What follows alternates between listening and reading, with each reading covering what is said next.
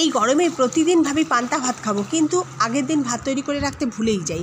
তাই আজকে সকালে উঠে চালটা আর ডালটা ভিজিয়ে দিলাম। ডালটা দিয়ে বড়া তৈরি হবে, আর ভাতটা তৈরি হয়ে গেলে জল মিশিয়ে দেবো, তাহলে পান্তা ভাত হয়ে যাবে বলো। তারপরে নিচে চলে গেলাম। ছেলে বলে গেছিলো আমার টবগুলোতে ভালো করে জল দিও মা। আজকে ভালো করে টবগুলোতে জল দিয়ে দিলাম, সব তো শুকিয়ে যাচ্ছে গাছপালা। তারপরে ওপরে চলে এলাম। অনেক দিন জামা কাপড় ভাঁজ করা হয় না, এই জামা কাপড়গুলো কেচে কেচে রাখা থাকে, আর ভাঁজ করার সময়ই পাই না। আজকে ভালো করে একটু ভাঁজ করলাম। রুমাল টুমালগুলো তো খুঁজেই পাই না।